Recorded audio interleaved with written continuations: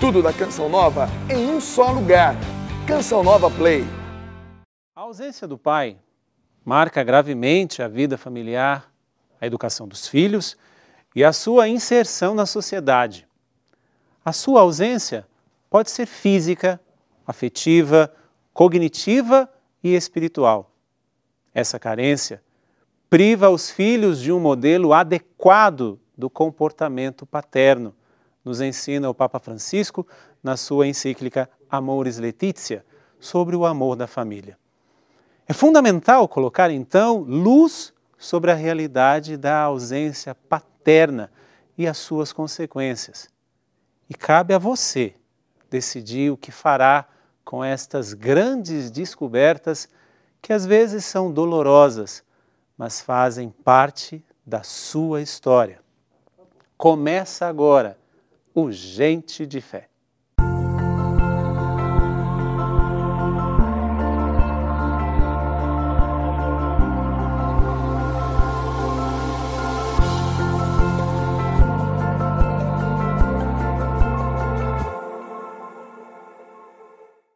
É muito bom te encontrar aí. E você sabe que no nosso novo cenário do Gente de Fé, você tem o seu lugar aqui também nessa poltrona. E eu gosto de dizer que esta é uma conversa a três. Minha com o nosso convidado de cada semana e você. Então você também seja muito bem-vindo, se sinta muito à vontade nessa nossa sala de estar, nessa nossa conversa, onde nós vamos hoje conversar com Maurício Silva.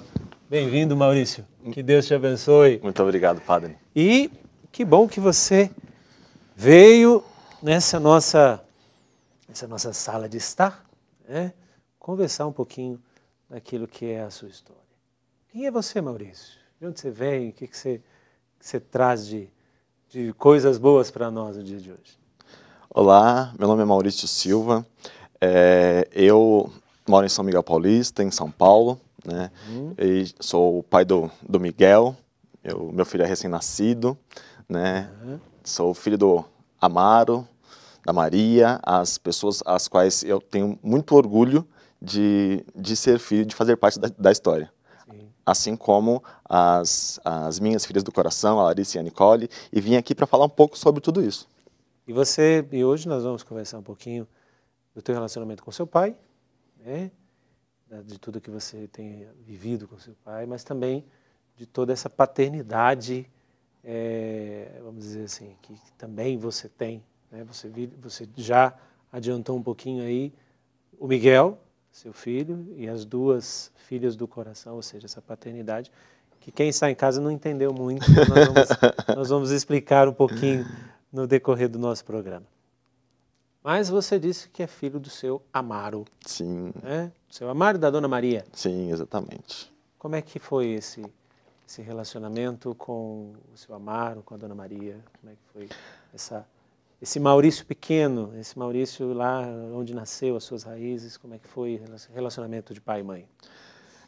Eu venho de uma família muito pobre, né? E digo isso graças a Deus, porque acho que através disso aprendi muitas coisas na vida, né? Passei a dar valor a muitas coisas na vida, né? É uma família de 7 filhos, né? Onde eu sou o penúltimo, né? Tenho um mais novo ainda.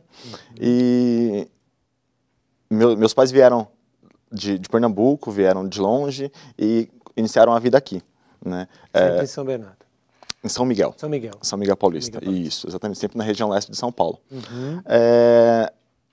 No decorrer dos acontecimentos, né, já com muitos filhos, com muitas dificuldades e tal, eu, novinho, com 2 anos, minha mãe grávida do meu irmão mais novo, né, aconteceu um desentendimento e meu pai saiu de casa. Meu pai saiu de casa e as dificuldades aumentaram ainda mais, né? Nós tivemos muitos problemas, muitas dificuldades financeiras, chegamos a passar fome, né? Mas nada disso abalou a nossa fé. Deixa eu dar um passo atrás. Houve um desentendimento que você disse, mas foi um desentendimento que já vinha acontecendo ou aconteceu e houve a separação entre seus pais? Eu confesso que eu não tenho muito a fundo essa informação. né? É uma coisa que ficou entre meu pai e minha mãe, né? E, de fato, não tem muito a fundo essa informação. Mas o fato é que eles separaram. Certo. E aí, quando separaram, você disse das dificuldades e tudo, mas aí o seu pai, ele saiu de casa, constituiu outra família, visitava vocês, como é que era isso? Não. Enquanto ele estava fora de casa. Meu pai saiu de casa meio que de uma hora para outra. E nós ficamos muitos anos sem ter contato com ele, sem saber onde estava, sem saber se estava vivo, sem saber se tinha outra família. E depois nós descobrimos que ele estava muito próximo, né? Fisicamente, no sentido de bairros, né? Estava morando por ali, mas a gente não sabia. Isso há 30 anos atrás, a gente não tinha nenhum tipo de informação ou contatos para ir atrás. Ficamos quase 10 anos sem ter contato com meu pai. Nesses 10 anos, sua mãe e 7 filhos. Minha mãe e 7 filhos. E como é que muitas vocês ajudas. Sobreviveram? Como é que foi essa? Porque, claro, hoje para sustentar uma família de 2, 3 filhos já tem uma grande dificuldade. Imagina uma família com 7 filhos. Como é que foi isso? Me lembro de muitas dificuldades, né? De falta de coisas básicas, de arroz e feijão na mesa para comer, de passar fome, de ter que pedir comida nas casas para que a gente não passasse fome, né? Isso eu me lembro pelas histórias que minhas irmãs contam. Porque eu, muito novo, não tenho essa memória, né? Sim. Mas elas viveram isso na pele, viveram essa dificuldade, elas e a minha mãe, né? Mas a gente tinha muitas pessoas que podiam nos ajudar, em especial os familiares da minha mãe, né? Meus tios, as pessoas que estavam próximas sempre levavam roupas pra gente, levavam comida pra gente, e assim a gente ia levando a vida. Deixa eu... Nesse momento, você disse dos familiares da sua mãe. Sim. Quando houve o rompimento entre seu pai e sua mãe, a família do seu pai também se colocou distante ou eles também eram presentes? Não eram presentes, não. A minha mãe, ela tinha pouco contato com a família do meu pai. Entendi. Né? E depois que eles separaram, ela perdeu o contato também. Mesmo sendo a família dele também, porque... Afinal de contas, ele tinha 7 filhos. Sim, exatamente. Né? Aos poucos, a gente até teve o contato depois com a minha avó, com a minha tia, né? Pessoas ligadas à família do meu pai, né? Isso ainda sem ter contato com ele. Né? Eles diziam também que não sabiam onde meu pai estava, não sabiam o que estava acontecendo com ele naquele momento. E aí essa dificuldade toda perdurou durante muito tempo, né? De quanto tempo foi isso daí? Essa dificuldade, fome, você disse que passou, enfim. Sim.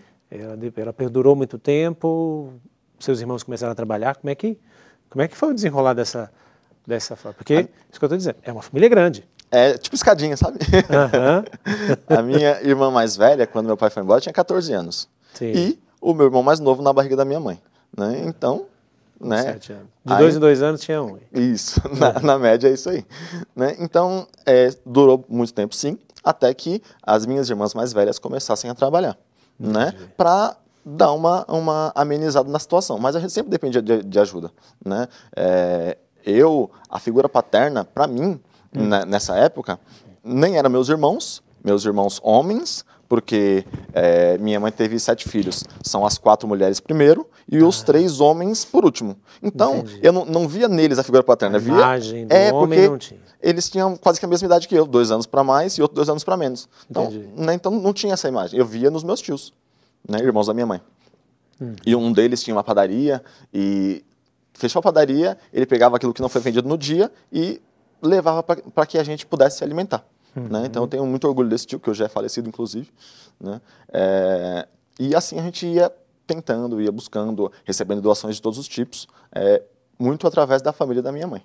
A sua mãe trabalhava nessa época? Passou a trabalhar depois que meu pai foi embora. Sim. Porque ela tinha que cuidar dos filhos.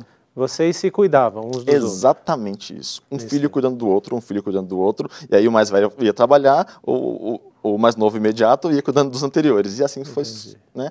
na sequência. Praticamente você ficou o tempo todo sendo cuidado, porque você era um dos mais jovens nesse O tempo todo sendo cuidado. Até que eu chegasse aos meus 10 anos, mais ou menos, que eu já passei a ter sobrinhos. E aí eu passei a cuidar dos meus sobrinhos também.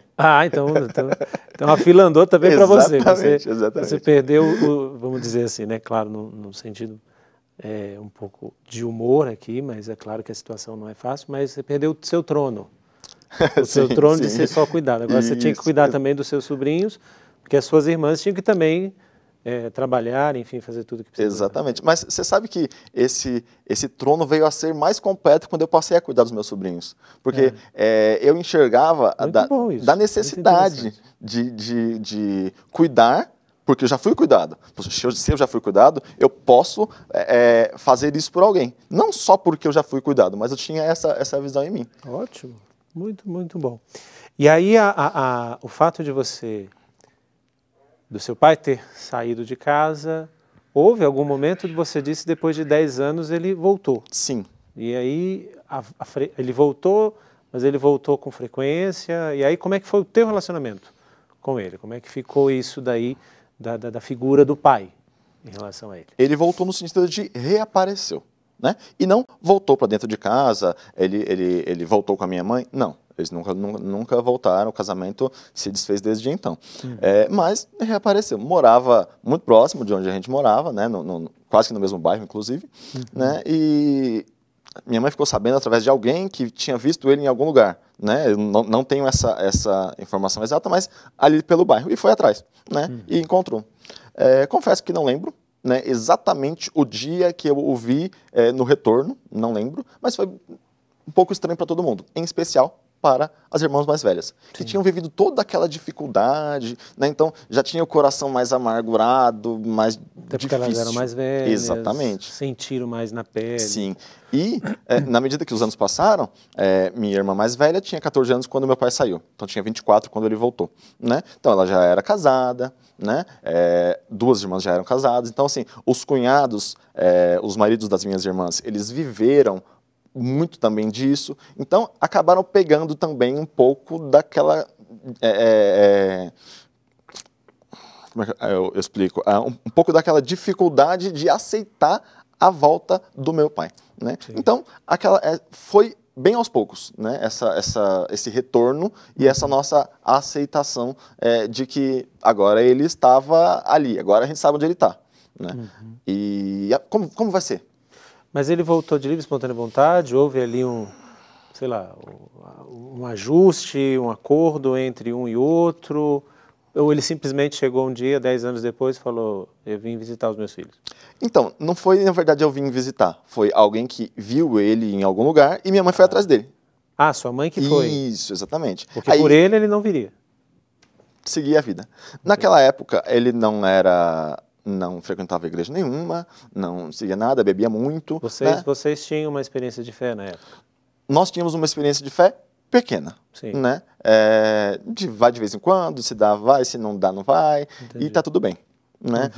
Oração a gente fazia em casa, sempre acreditamos muito em Deus, sempre acreditamos muito que seria possível, que com fé e com esperança a gente ia conseguir passar por todas aquelas dificuldades e seguiríamos, sempre em nome de Deus. Entendi.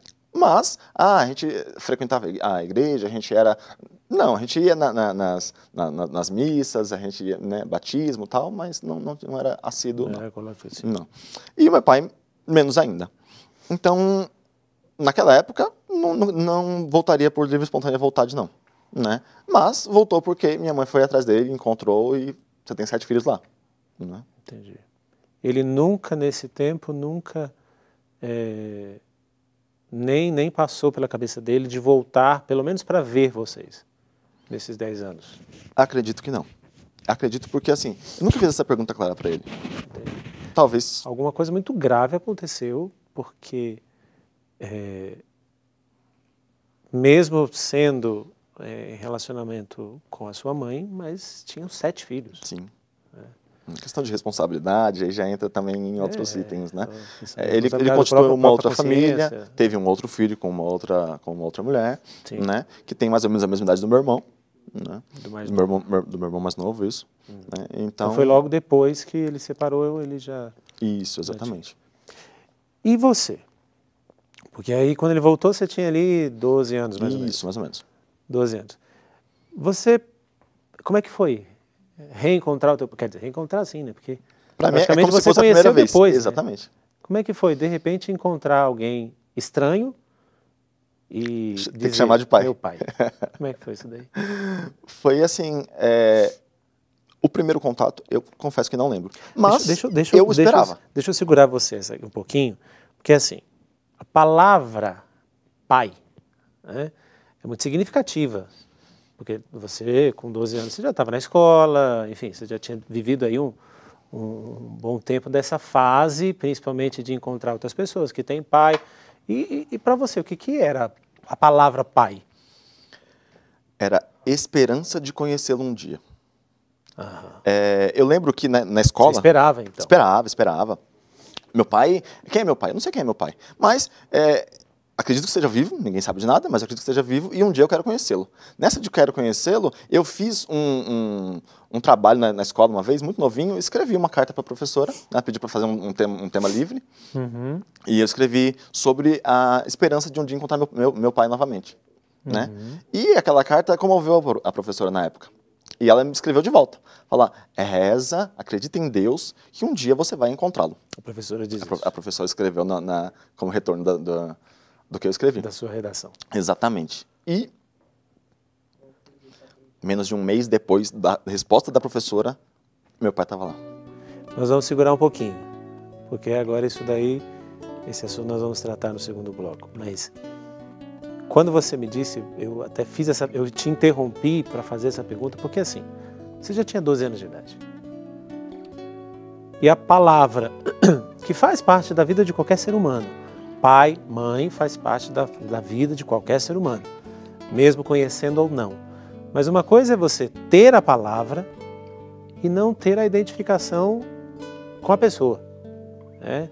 Eu fico imaginando quantas pessoas hoje, nas mais variadas formas pejorativas de se chamar família, como isso é complicado, porque nós sabemos a importância da presença materna e a importância da presença paterna na vida de uma pessoa. O que significa para você a palavra pai? Nós vamos para um rápido intervalo e você vai pensar nesse tempo. Quando você fala pai, que lembranças você traz? Boas? Não muito boas? Ou ruins? Fica pensando. Pai, o que vem a sua lembrança? Daqui a pouquinho nós voltamos com a gente. Nós já estamos de volta e eu fiz uma pergunta a você no final do primeiro bloco, que nós estamos conversando com o Maurício Silva, que o pai deixou ele, juntamente com a sua mãe e mais 6 irmãos. Ele tinha apenas 2 anos de idade. E foi embora. Depois de 10 anos ele volta. Mas aí eu fiz uma pergunta para o Maurício, porque ele tinha a palavra que ele via entre os amiguinhos na escola, se passaram 12 dias dos pais, e só que essa palavra pai não era identificado como uma pessoa. E de repente essa pessoa chega e diz, sou seu pai. E aí, como é que foi isso? Como é que foi chamar o seu pai de pai com 12 anos de idade? A identificação da palavra pai, para mim, significava mãe. Porque minha mãe sempre foi pai e mãe para mim. Né? Até então. Mas, a partir de um determinado momento, eu passei a ver a figura daquele homem no meu pai. Né? Até porque esse homem, você escreveu uma carta que você esperava, uma redação, e a professora disse como resposta, reza, como é que foi a resposta dela? Ela escreveu, reza, acredita em Deus que em pouco tempo o seu pai vai estar de volta. Um mês depois você disse que ele voltou. Exatamente. E ele voltou. E ele voltou, né? Muito esperado por mim, no sentido de que eu queria conhecer o meu pai, né? Não no sentido de guardar rancor, de guardar qualquer coisa ruim no coração. Não, esperado no sentido de conhecer o meu pai. E foi simples, como se eu conhecesse uma outra pessoa qualquer. Tanto que eu não me recordo do momento exato que eu ouvi pela primeira vez. Sim. Né? Mas era meu pai. Então tá bom, agora eu tenho um pai. Né? Simples, assim, aparentemente simples. Sim. Mas, e as coisas foram acontecendo no sentido de que os contatos não eram tão frequentes. Né? Então, eu tenho o pai, sei onde ele está, e isso é essa mudança a partir de agora. Até porque você foi criado dessa maneira, Uhum. apareceu uma pessoa a mais, mas não é aquela pessoa com contato, com amizade, com conversa, mas você começou a ter um contato com o seu pai, até porque, como nós falamos no começo do programa, você hoje é pai. Sim. Né? Então, você também traz essa, porque de uma maneira ou outra, a nossa paternidade como homens, ela é aguçada a partir da imagem de pai que nós temos. Perfeito. Né? E aí, como é que fez essa ligação? E aí nós vamos falar das suas filhas do coração, porque você não é somente pai biológico, mas você também é pai de filhas do coração. Como é que foi essa ligação aí? De você se tornar pai a partir da imagem do seu pai, que de repente, com 12 anos, chegou na sua vida. Exatamente. Eu tentei, né, de alguma forma, usar o exemplo que eu tive de pai para fazer um pouco ao contrário, no sentido de que eu sentia falta do meu pai. Então, eu não posso fazer com que os meus filhos sintam falta de mim. Então, posso ter o exemplo positivo e seguir. E posso ter o exemplo negativo e não vou fazer igual. A escolha, né? Exatamente. Depende do que você vai escolher. Exatamente. Né? Então, foi dessa forma. Né? O meu pai, eu tive um contato com ele mais diário por volta de 16 anos, quando eu comecei a trabalhar com ele. Passei uns 6 meses trabalhando com ele é pintor de autos, e eu fiquei ali ajudando. Eu acho que foi essencial para que eu trabalhasse o perdão no meu coração. O dia a dia, sabe? Com ele. Uhum. Né? Vendo todos os dias e tudo mais. Independente do que foi feito no passado, independente dos erros, né? Foi essencial isso. Já que eu estava ali no dia a dia, tinha contato com ele, mas eu percebi que, embora eu tinha contato, eu não contava. Entendi. E ainda hoje é assim. Né? A gente, todos os filhos, a gente vê nosso pai, no Dia dos Pais de 2015, a gente fez um churrasco, todos os filhos estavam lá e tudo mais, né? Por respeito ao pai, né? Por tudo aquilo que a nossa mãe nos ensinou. Ele é nosso pai. Né? No entanto, não tem aquela coisa de pai e filho, de se abrir, não tem. Né? Mas... é o seu pai. Exatamente, a gente o respeita como sendo nosso pai. E esse respeito fez com que, quando eu me tornei pai pela primeira vez, pai de coração, só para todo mundo entender, eu tive já o primeiro casamento, onde a minha ex-esposa já tinha 2 filhas. Né? A mais nova, quando eu iniciei o relacionamento, ela tinha 2 anos, e a mais velha tinha 5. Sim. Né? Foi um período fantástico nesse sentido de paternidade. A gente se tratava como pai e filhas, a gente se chamava de pais e filhas, e muito mais do que isso a gente sentia, né, esse amor.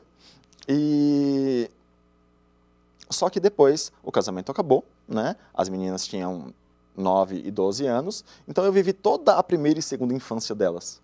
Entendi.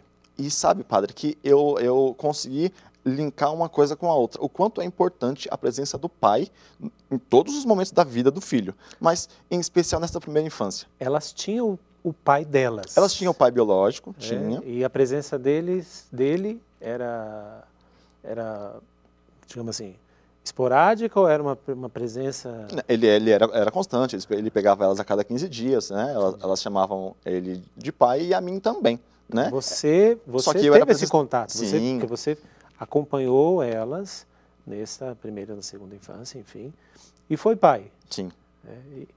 E a tua experiência de pai? Como é que para você, como é que era debruçar-se ali, mesmo, claro, não sabendo que não era tuas filhas biológicas, mas como a gente sabe muito bem, pai é aquele que cuida, que educa, que cria, enfim. Como é que era para você, então, ser pai? Tendo a imagem do pai, né, do filho que não teve esse pai presente, mas agora tendo que ser pai e não tendo que ser pai de filhos gerados, mas é como se já viesse ali todo desculpa comparar assim, mas como viesse todo um conjunto veio a sua primeira esposa com 2 filhas. Como era para você ser pai assim? Então, eu logo fiz um traçado, vamos dizer assim, né? Eu não posso ser um pai igual o meu pai foi para mim. Entendi. Ponto. Né? Então, assim, eu já tinha um amor muito grande por crianças, porque eu tive sobrinho muito cedo. Com 10 anos eu já era tio. Né? Eu cuidei da minha sobrinha, ela tinha 2 anos, eu com 10, eu ficava a manhã inteira com ela, cuidando.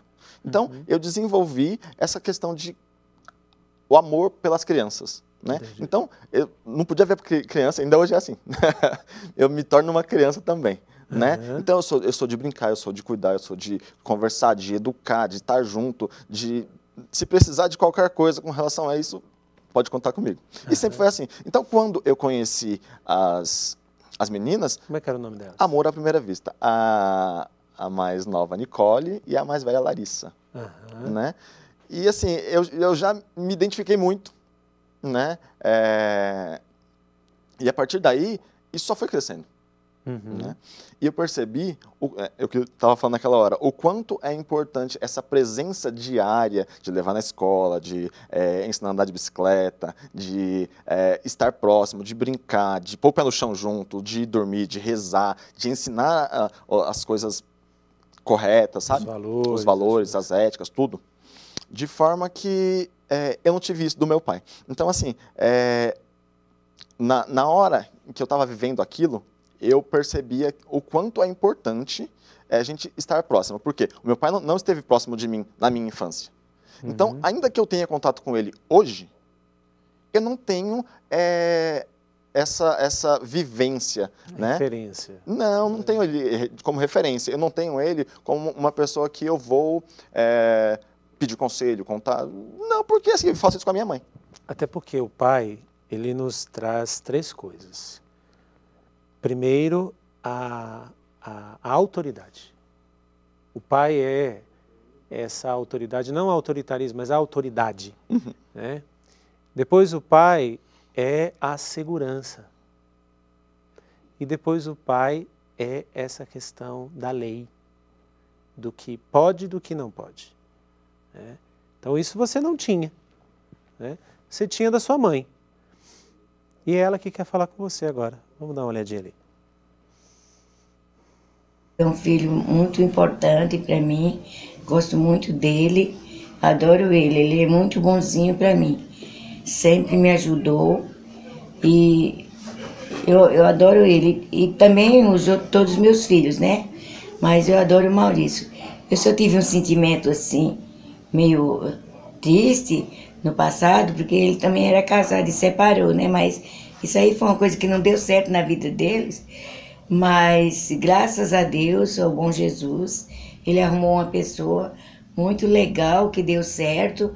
Ele é separado, ela também, né? E agora casaram, já vai ter o primeiro filho.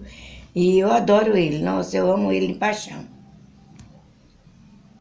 Muito bem. Essa é uma guerreira também. Minha mãe é meu orgulho. Tudo aquilo que eu sei de bom, tudo aquilo que eu faço, que eu busco, é ensinado pela minha mãe. É uma felicidade sem tamanho, assim.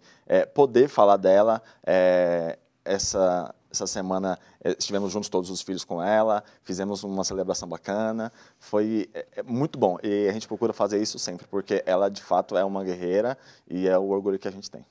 Ela disse, né, que ele vai ter um filho, porque aí ela gravou esse vídeo um pouquinho antes do neto nascer. Exatamente. Um pouquinho antes do Miguel nascer, mas o Miguel nasceu. Miguel nasceu, né? Tem pouquíssimo tempo de vida. E tá aí já fazendo também a festa agora da experiência que você está fazendo de ser agora não somente pai de coração, mas agora sendo pai também biológico. E essa diferença? Existe diferença? No coração, não. Maurício, você é pai? Sou pai. Quantos filhos você tem? De fato, eu tenho um filho só, né? Que é o Miguel. Mas eu tenho o amor de pai por 3 pessoas, por 3 filhos. né? Então, com relação ao coração, com relação ao amor, o amor é o mesmo, né? A responsabilidade de ser pai de fato, de estar próximo, de buscar, de educar, enfim, a responsabilidade pela vida inteira com o Miguel, né? Já que com as meninas a gente acaba também distanciando um pouco a partir do momento que o relacionamento se rompe. Isso eu ia perguntar para você, porque era justamente isso. Vocês estiveram juntos com praticamente 7 anos? Cerca de 7 anos. Mais ou menos 7 anos. Então, nesses 7 anos, você foi pai da Nicole e da Larissa. Você, como você dizia anteriormente, você passou os valores, você educou-as, você cuidou delas. E aí agora houve a separação, você com a sua ex-esposa tiveram os seus motivos, vocês se separaram, mas agora, e aí, como é que fica o coração do pai Maurício, da Nicole e da Larissa, separado delas? No começo foi muito difícil, né? A gente tinha uma convivência diária e isso se quebrou, isso se rompeu. Né? E essa convivência também era com a sua família, com os seus outros irmãos, elas eram da família... Perfeito, eram da família de 7 filhos, mãe, elas eram sobrinhas dos meus irmãos, enfim, né? Mas isso se rompeu, né? Às vezes a gente fica mais de anos sem se ver. Mas a gente se fala periodicamente, hoje tem os aplicativos de mensagem que ajudam, a gente se fala por telefone, a gente sabe das dificuldades um do outro, a gente conversa, né? Mas às vezes a gente fica muito tempo sem se ver, né? Mas isso não abala nada o amor que a gente tem um pelo outro, né? É muito bonito de se ver, é muito bonito. Quando a gente se vê, a gente chora de saudade, né? De saudade de estar juntos, né? De lembrar do outro com o carinho e o amor que a gente sente. Vocês não têm a experiência, por exemplo, que elas têm com o pai biológico, de passar um final de semana juntos? Ou existe essa possibilidade? Não. A gente se vê de vez em quando. Por exemplo, no nascimento do Miguel, elas foram visitá-lo no hospital. Nossa, e foi fantástico, foi uma felicidade... Era o nascimento do irmãozinho dela. Exatamente. Uma felicidade, assim, gigantesca para mim. Eu fiquei absurdamente feliz de um jeito que eu não sei nem explicar, né? Vê-los juntos, os 3, né? Tiramos fotos, claro, registramos, mas foi fantástico. E essa experiência que você diz, até porque isso prova o que nós temos dentro de nós, né? Tem até uma passagem que a Divina Comédia, é um livro, um clássico de Dante Alighieri, que estavam conversando lá dois anjos e de repente eles discutindo em relação ao ser humano. Por que o ser humano faz tanta besteira, isso, aquilo outro? Eles não conseguem amar o nosso Criador, aquela coisa toda. Então os anjos, que não são filhos de Deus, discutindo sobre a nossa realidade, sobre a nossa existência. Aí diz que o outro terceiro chegou e disse assim, nós nunca vamos entender isso. Aí ele disse, por quê? Porque eles têm uma coisa que só o Criador tem e nós não temos. Um coração capaz de amar. Este coração que está aí dentro, que ama, apesar de não ter sido amado, não por ter sido ignorado, abandonado, porque não teve a presença do Pai. Então, isso nos prova que o ser humano não dá somente o que tem, ele é capaz também de dar o que não tem. Fica pensando nisso. Nós vamos voltar daqui a pouquinho no nosso terceiro bloco, mas eu quero deixar isso para você. Você tem aí dentro um coração, que mesmo que você não tenha tido o amor que você gostaria de ter, você é capaz de dar, porque o amor está aí dentro de você. Pensa e dê a sua resposta. Daqui a pouquinho nós voltamos com Gente de Fé. Nós já estamos de volta e eu deixei uma pulga atrás da sua orelha. Que muitas vezes, Maurício, nós podemos dizer, eu não consigo dar porque eu não recebi. E este livro que eu citei, um grande clássico da literatura cristã, Divina Comédia, Dante Alighieri traz justamente isso, essa conversa entre os anjos. Por que que eles fazem isso, aquilo? E eles chegaram a uma conclusão: nós nunca vamos entendê-los, nunca vamos entender os seres humanos, porque os seres humanos têm algo dentro deles que só o Criador tem, ou seja, um coração capaz de amar. E você foi capaz de amar, e você é capaz de amar mesmo você não tendo essa presença paterna que te amou, que passou, como eu dizia, que te passou a segurança, que poderia ter passado para você a ordem, que poderia ter passado para você a autoridade, essas coisas todas que a presença paterna traz, mas você conseguiu sublimar todas essas coisas, né, e ser pai, e pai por inteiro, e ser não somente pai por inteiro biológico, mas ser pai por inteiro do coração. Só que aí, Maurício, entra aqui uma questão muito significativa da vida de um homem. O legado que hoje você reconhece que você tem da sua família, da sua mãe, dos seus irmãos, dos seus cunhados, dos seus tios, mas e o legado que você tem que deixar também? Que legado você tem deixado? Para estes, para o Miguel, para a Nicole, para a Larissa, para todas as crianças que você, como diz, se faz um com elas. Qual o legado que você pode deixar para essas pessoas? Olha, eu já passei isso, em especial para as meninas, que ainda que você caia, você não pode ficar no chão. Se levante e tente novamente, né? E essa é uma frase que é muito viva em mim e que com certeza eu consegui já passar, porque eu falo que consegui, porque com frequência as meninas me lembram disso, né? Desse aprendizado que elas tiveram e que vão levar para a vida toda, ainda que a gente não tenha contato, nunca mais, não sei. Estou aqui supondo, né? A mãe delas não impede de vocês se verem? Não foi uma separação? Não. Foi uma separação tranquila. Mas as coisas do dia a dia acabam afastando, né? Claro. Mas assim, tô aqui, né, só supondo. Sim. Se nunca mais vê-las, eu tenho certeza que esse legado, eu tenho certeza que esse ensinamento de que é possível tentar novamente, independente daquilo que a gente viveu, independente das dificuldades que a gente tenha tido, independente das vezes que a gente tenha caído, é possível levantar, tentar novamente e conseguir. Uhum. A gente tem que ter fé que a gente consegue. Uhum. E eu penso que para todos eles, né? A Larissa, a Nicole, o Miguelzinho agora, para os meus sobrinhos que eu ajudei a criar, enfim, para todos eles, a fé. Né? A questão de que acredite, a questão de que você não precisa fazer coisas erradas para conseguir ser alguém na vida, que foi uma coisa que a minha mãe deixou como legado. Uhum. Né?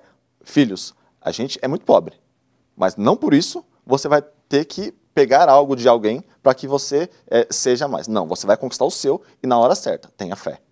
E é isso que eu estou levando. Então, o legado que eu levo diretamente, ele tá relacionado com aquilo que a minha mãe me ensinou. E é isso mesmo. É claro que nós que somos entrevistadores, a gente pergunta esperando a resposta. Não a resposta, uma resposta que vai nos pegar de surpresa, mas a resposta que era justamente essa.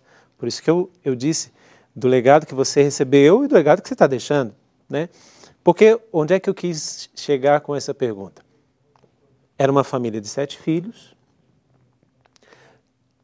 que não tinha o pai, a mãe passava o dia fora trabalhando, como Sim. você disse, e que vocês poderiam não ter dado certo.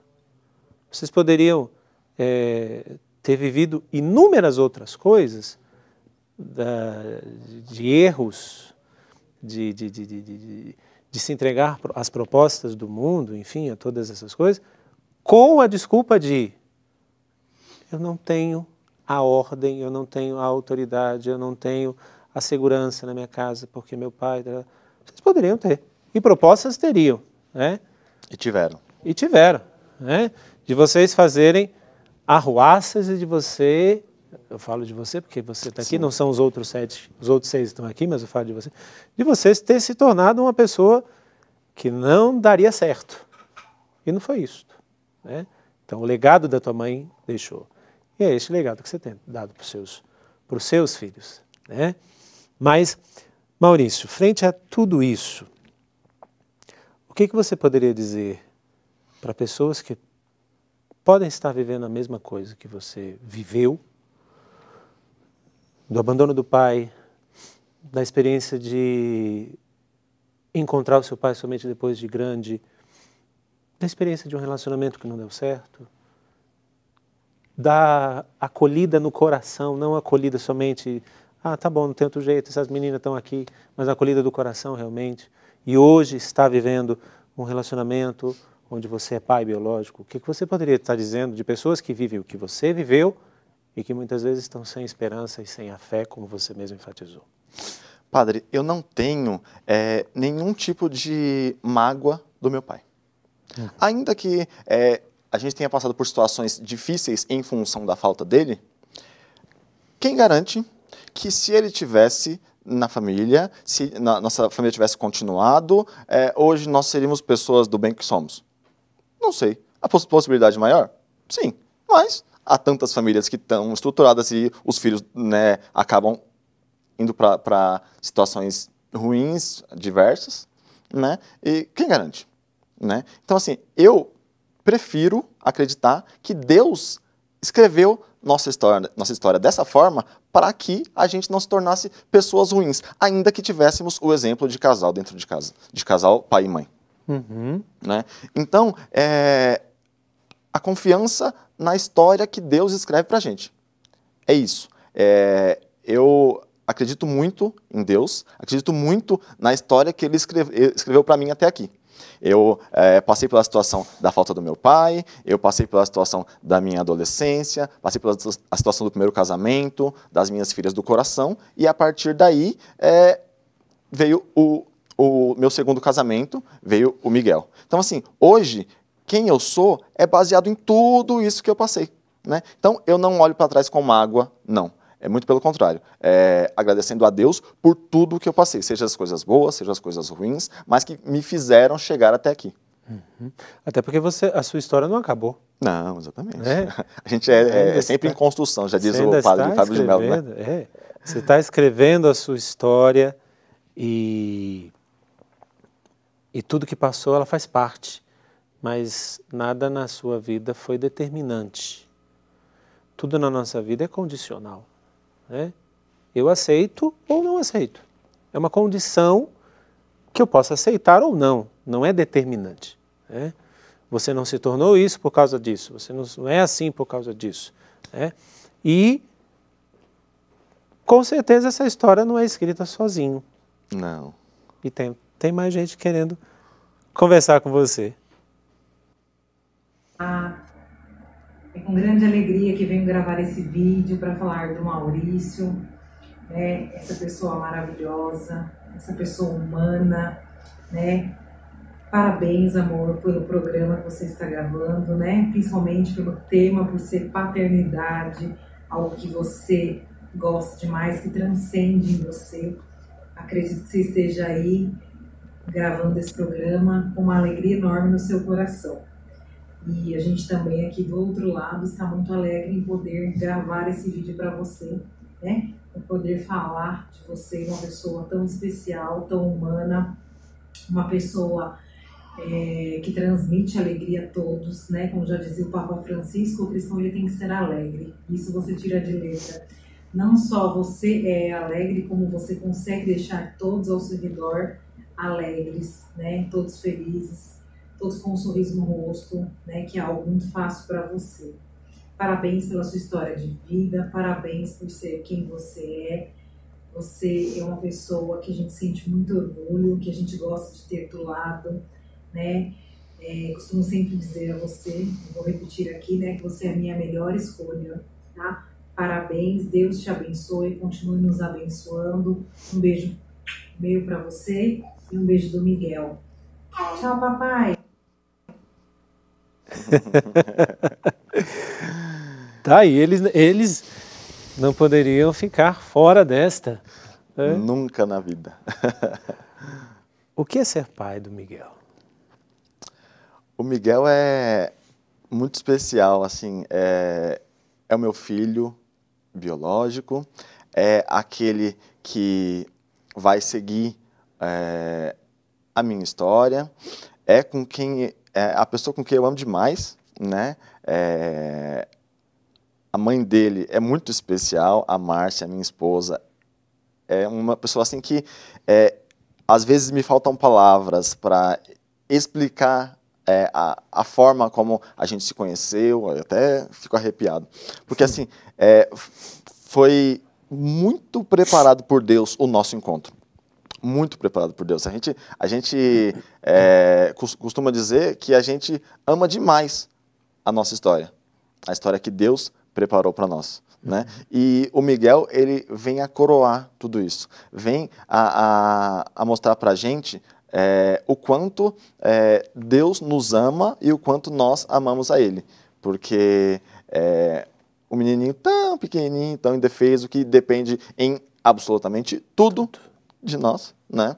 É muito especial viver tudo isso, viver a paternidade desde a concepção, viver a questão de receber a notícia que ela estava grávida, viver se vai ser menino ou menina, se vai se chamar Miguel, se vai se chamar outro nome, enfim, tudo isso, a gravidez, o nascimento, e agora ele já nos seus primeiros momentos de vida é fantástico. O fato de vocês fazerem essa experiência de pai, né?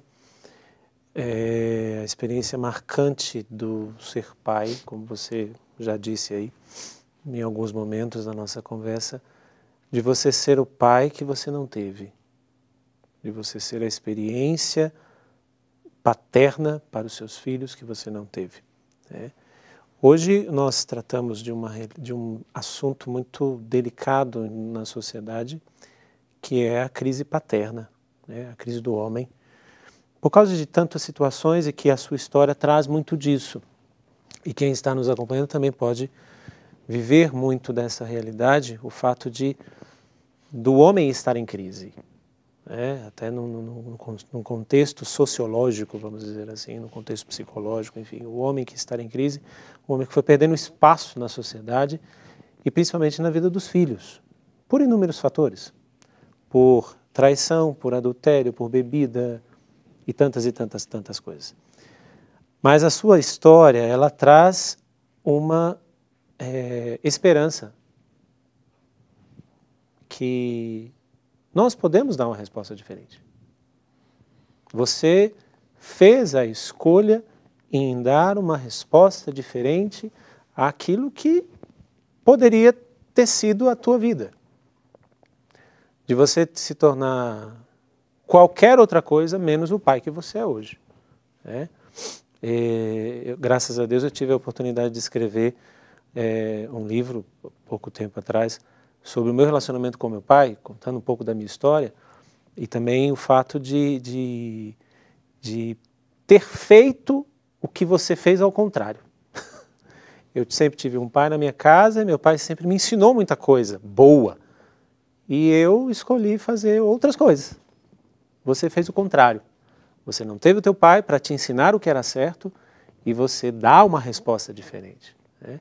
Isso é uma resposta para você, que a escolha ela precisa ser aprendida, nós precisamos aprender a fazer boas escolhas a partir de então. Mas Maurício, eu quero terminar o programa te fazendo uma colocação, uma pergunta sobre tudo isso que você está vivendo e viveu e vive. Frente a tudo isso, né? Frente à sua história, frente às suas escolhas, enfim. Se você pudesse olhar para frente agora, nós olhamos muito para a sua história passada. Sim. Qual a história que você quer escrever a partir de agora? Acho que ser exemplo para os meus filhos, ser uma pessoa em que vou estar presente e buscando a felicidade, buscando o aprendizado com eles, né, para que aquele legado que nós falamos seja vivenciado, né, seja vivenciado na prática, porque muitas vezes só na teoria não funciona. Então, ser exemplo de fato. É isso que eu quero fazer e continuar a fazer a partir de agora. Sendo esse pai, sem deixar de ser filho. Porque nós só seremos bons pais, e eu falo nós mesmos sendo padre, nós só seremos bons pais se nós formos bons filhos. Independente se tivermos bons pais ou boas mães. Então eu quero terminar o programa deixando para você isso.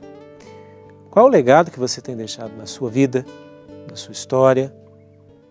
Será que a sua história tem sido condicionada pelas coisas que aconteceram com você? Eu sou assim porque me aconteceu isso, eu sou assim porque foi assim. O ser humano, ele não é uma condição. O ser humano, ele é uma escolha. O que você tem escolhido para a sua vida? Este e todos os outros programas você pode rever no nosso canal no YouTube, no Canção Nova Play. E fique com a pergunta. O Maurício, pela escolha, está sendo gente de fé. E você? Deus te abençoe. Até o nosso próximo programa. Maurício, obrigado. Seja sempre bem-vindo. Eu que agradeço, Padre. Deus abençoe. Valeu. Tudo da Canção Nova em um só lugar. Canção Nova Play.